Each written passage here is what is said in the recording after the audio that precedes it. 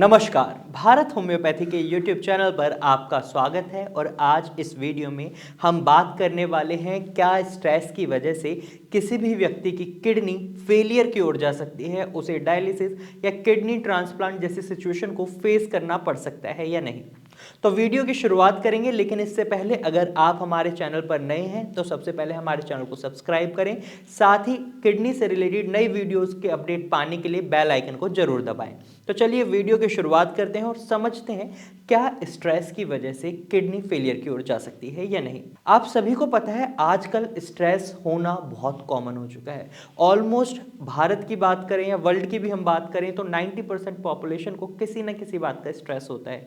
किसी को जॉब का स्ट्रेस होता है, किसी को वर्क लाइफ का स्ट्रेस होता है, किसी को लाइफ पार्टनर के साथ जो भी उनके रिलेशन होते हैं उस बात को लेकर स्ट्रेस होता है, फैमिली रिलेटेड स्ट्रेस होते हैं।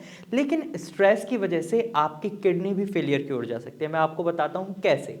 आपको पता है आपकी किडनी मेनली दो कारणों की वजह से खराब होती है। एक होता है हाई ब्लड प्रेशर और दूसरा होता है हाई शुगर लेवल यानी डायबिटीज। और जब आप स्ट्रेस में होते हैं ये तो इन दोनों ही कारणों को बनाता है। यानी जब आप बहुत ज़्यादा स्ट्रेस लेते हैं, लंबे समय तक स्ट्रेस लेते हैं, तो इस वजह से आपका ब्लड प्रेशर हाई हो सकता है, वहीं आपके ब्लड में शुगर लेवल भी बढ़ सकते हैं। तो इस सिचुएशन से बचने के लिए आपको अपने स्ट्रेस को अवॉइड करना है। साथ ही साथ स्ट्रेस भी एक बहुत बड़ा कारण माना जाता है किडनी फेलियर का। अब मैं आपको बताता हूँ कैसे। जब भी कोई भी व्यक्ति स्ट्रेस लेता है तो उसके बॉडी में जो भी एक्टिविटी होती है वो स्लो डाउन हो जाती है, क्योंकि आपकी बॉडी का रिकवरी मैकेनिज्म काम करना बंद कर देता है। अब आप सोच रहे होंगे कि ये रिकवरी मैकेनिज्म क्या होता है। तो मैं आपको बता दूं, जब भी आप स्ट्रेस लेते हैं तो आपकी बॉडी का जो रिकवरी मैकेनिज्म है ये क्या काम करता है। ये आपकी बॉडी में जो भी एक्टिव सेल्स होते हैं, जो डैमेज हो चुके होते हैं या मर चुके होते हैं, उनको दोबारा रिवाइव करता है, ये नए सेल्स बनाता है। लेकिन जब आप स्ट्रेस लेते हैं तो इस वजह से आपका रिकवरी मैकेनिज्म स्लो डाउन हो जाता है और वो नए सेल्स नहीं बनाता। इसको इस तरीके से समझिए, जब भी आप स्ट्रेस लेते हैं तो आपकी भूख में कमी आ जाती है, आपकी नींद में कमी आ जाती है, आप सही से सो नहीं पाते, आपकी सोचने समझने की शक्ति पर भी बहुत ज़्यादा असर पड़ता है, आप बहुत ज़्यादा कंफ्यूज्ड रहते हैं। और आपके रिकवरी मैकेनिज्म की हम बात करें तो जब आप ढंग से सो नहीं पाते, आपका स्लीपिंग पैटर्न बिगड़ जाता है।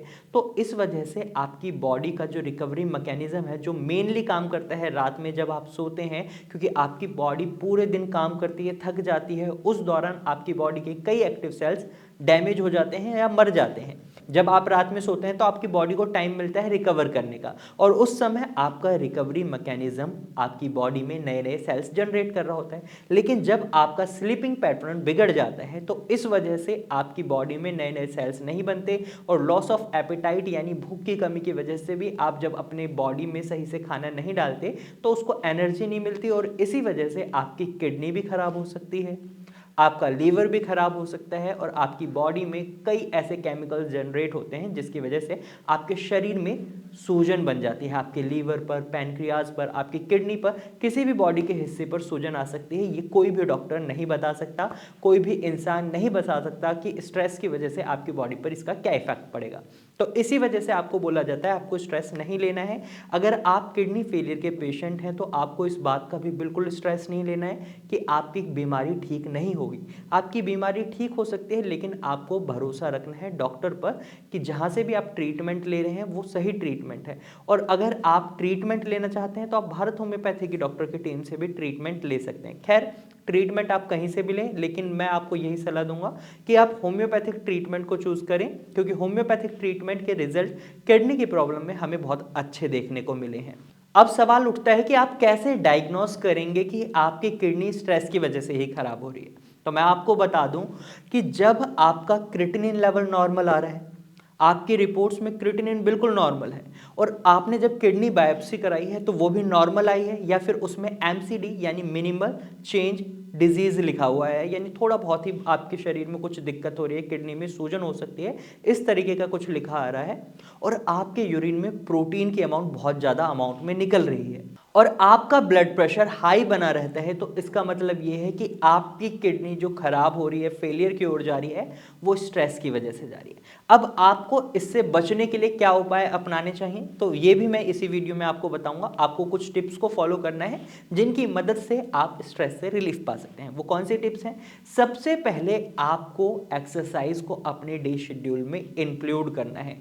आपको योगा करना है, आपको मेडिटेशन करना है। ये कुछ रिलैक्सेशन टेक्निक्स हैं जो आपको स्ट्रेस से बचाने में मदद करती हैं। जब भी आप योगा करते हैं, मेडिटेशन करते हैं या फिर आप एक्सरसाइज करते हैं, तो इसकी वजह से आपके शरीर से स्ट्रेस हार्मोन काफ़ी हद तक कम होता है और आपको इसका रिजल्ट बहुत जल्दी देखने को मिलता है। वहीं दूसरी चीज़, आपको ब्रीथिंग एक्सरसाइज जरूर करनी है। आपको लंबे लंबे सांस लेने हैं और छोड़ने हैं, इस तरीके से। इसको आप दिन में कम से कम 10 से 20 बार जरूर करें और आप इसको लगभग, अगर हम देखें, दिन में 10 से 20 बार आपको रैप्स करने हैं। और टाइमिंग की अगर हम बात करें तो आप इसको लगभग 5-10 मिनट दिन में डेली बेसिस पर कर सकते हैं। इससे भी आपको स्ट्रेस में बहुत ज़्यादा रिलीफ देखने को मिलेगा। वहीं आपका खाना भी आपकी बॉडी में बहुत ज़्यादा इंपॉर्टेंट रोल रखता है, यानी आप हेल्दियर खाना खाएं, क्योंकि अगर आप बहुत ज़्यादा जंक फूड या ऐसी चीज़ें खाते हैं जो आपकी बॉडी के लिए अच्छी नहीं है, तो इस वजह से भी आपकी बॉडी में स्ट्रेस हार्मोन बहुत ज़्यादा एक्टिव रहता है। इसलिए हेल्दियर खाना खाएं, ऐसी चीज़ें खाएं जो इजी टू डाइजेस्ट हो और आपके ब्रेन को भी रिलीफ मिले और आप स्ट्रेस को अवॉइड करें। वहीं अगर आपकी किडनी हाई ब्लड प्रेशर की वजह से खराब हो रही है या आप हाई ब्लड प्रेशर भी फेस कर रहे हैं स्ट्रेस के साथ, तो उस समय आपको अपनी डाइट से सॉल्ट को बिल्कुल हटा देना है, कैफीन की मात्रा भी बिल्कुल हटा देनी है, यानी आपको इन चीज़ों को कम करना है। कई बार क्या होता है, कई लोग स्ट्रेस में चाय या कॉफ़ी पीते हैं, लेकिन ये उनके लिए गलत है, क्योंकि आपका ब्लड प्रेशर हाई बन सकता है और आपका ये स्ट्रेस आपको किडनी फेलियर की ओर ले जा सकता है। वहीं अगर आप डायबिटीज़ के पेशेंट हैं तो आपको हाई शुगरी फूड्स को भी बिल्कुल अवॉइड करना है, इसकी वजह से आपकी किडनी खराब हो सकती है।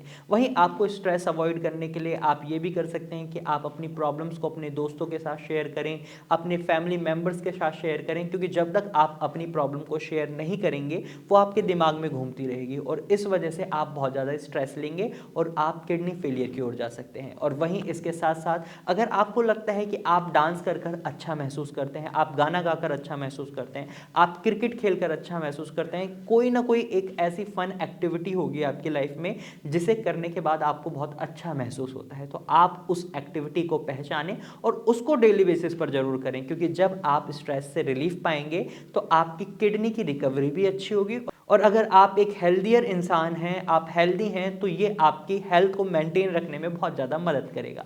तो इस तरीके से आप स्ट्रेस से बच सकते हैं। तो आज के इस वीडियो में मैंने आपको बताया कैसे स्ट्रेस आपकी किडनी को खराब कर सकता है। साथ ही मैंने कुछ सिम्टम्स भी बताए जिनकी मदद से आप पहचान सकते हैं कि आपकी किडनी स्ट्रेस की वजह से खराब हो रही है। और साथ ही मैंने आपको ये भी बताया कि आप कौन सी टिप्स को फॉलो कर कर स्ट्रेस से फ्री हो सकते हैं और अपनी किडनी को बचा सकते हैं। तो आज की वीडियो में सिर्फ इतना ही।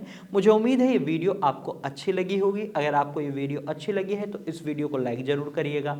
अगर आपके मन में कोई सवाल है तो आप सवाल भी कमेंट के थ्रू हमसे पूछ सकते हैं। और अगर आप ऐसे ही इंफॉर्मेटिव वीडियोस और देखना चाहते हैं तो आप हमारे चैनल को अभी सब्सक्राइब करें। Thank you for watching.